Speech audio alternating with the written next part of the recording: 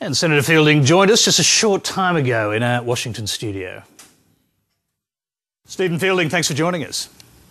Yeah, good evening, Tony. Are you more or less sceptical about global warming after going to that conference?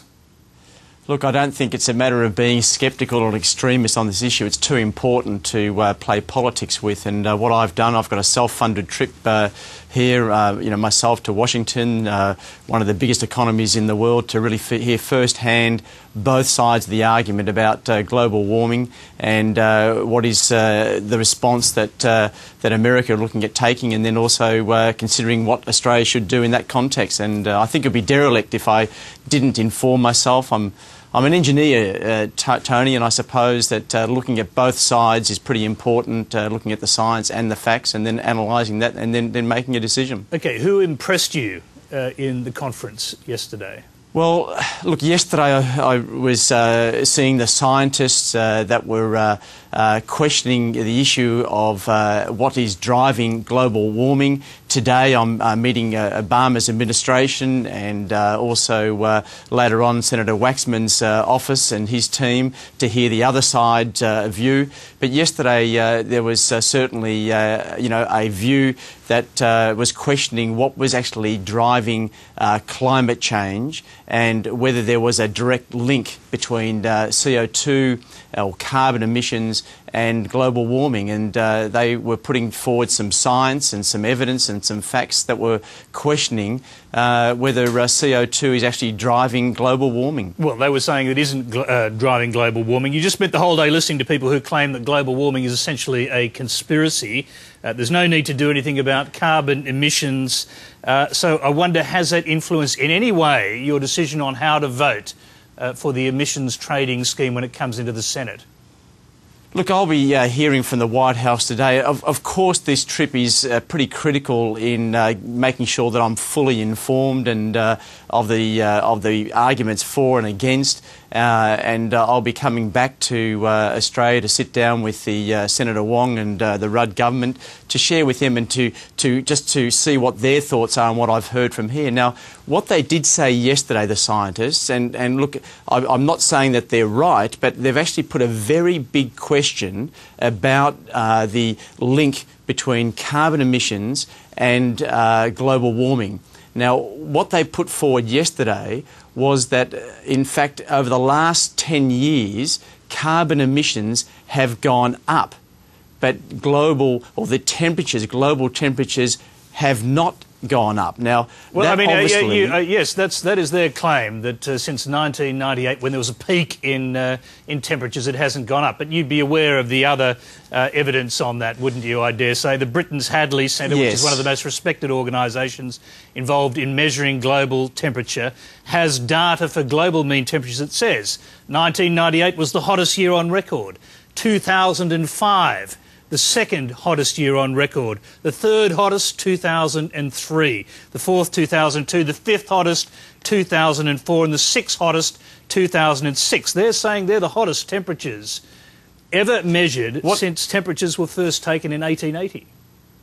And so that puts a question on it. But, Tony, you've got to actually look at the facts and figures, which you've put forward a case.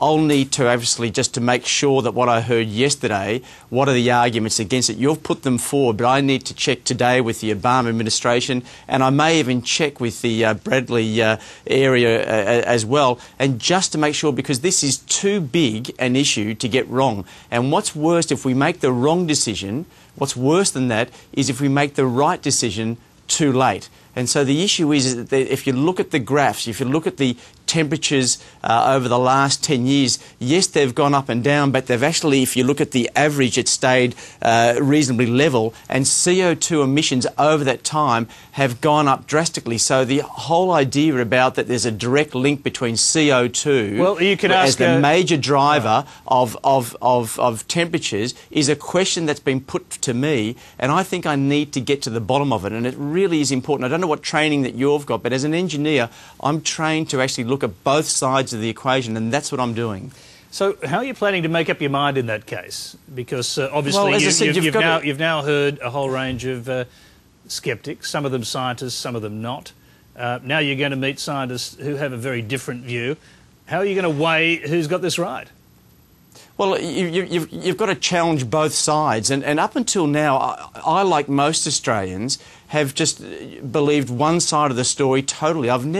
We've never really considered, as Australia, there's been never a real debate about looking at the other side of it. And I think we've all just believed that it's definitely global warming is a real issue, and global warming is driven by carbon emissions. Now, the questions, and these scientists are pretty reputable yesterday, for them to actually say so strongly and to discount it at a hand, I think is foolish, Tony, and I don't think we've had the proper debate in Australia about this issue, and therefore I think, I need to actually be convinced myself. Now, obviously the Rudd government are totally convinced. I need to bring back the information that I've got from yesterday, what I'll hear today over the next couple of days, and sit down with Penny Wong and also the Rudd government and just have them challenge it back, and then I'll actually then maybe even look at the UK and what they've done and then make a final decision. But, Tony, this is going to be the biggest issue facing Australia. It will cost jobs, there's no doubt about it.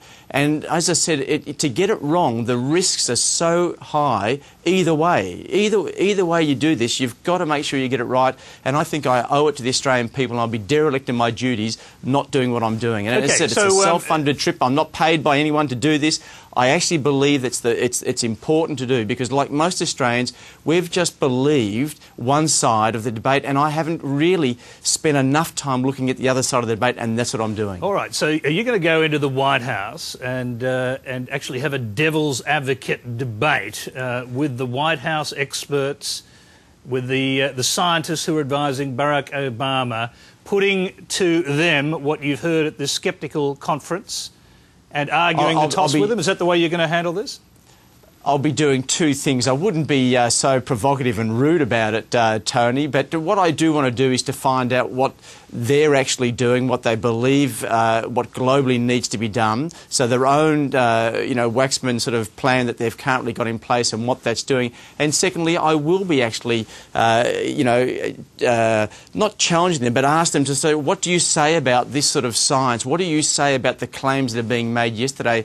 And I think just to sort of say, well, discount them as being sort of, irrational and not logical and extreme. I heard some stuff yesterday from, I think, pretty credible people that we need to actually challenge ourselves to make sure that we've got it right, Tony. Have you still got an open mind when you go into the White House? Will you have an open mind? Could they convince you come out the other end of this process and decide that the sceptical scientists are wrong and the vast majority of other scientists are right? Of course, Tony. I think that's the key to it, is you've got to have an open mind. And I tend to think that even around the world, and certainly from Australia, I don't think we've paid enough attention to the other side of the debate. I don't think we've really chewed on it, tussled over it, thought about it, made sure that it actually is the right way of actually going. And there is this direct link. They have actually got models that show that the solar energy, in other words, the energy from the sun, has a higher direct link with global temperatures than carbon emissions. And this is going back not only over the last 10 years, but hundreds of years. I'm going to interrupt you there, because there is a very long debate to be had on that. We are nearly out of time, but it will be intriguing to see you have this debate with the experts who are advising Barack Obama. And it'd be very interesting to see what you think when you come out the other end of that process. So hopefully we'll get a chance to do that as well. Look forward to it, Tony. OK, Steve Fielding, we thank you very much for taking the time to come and talk to us tonight. Thank you.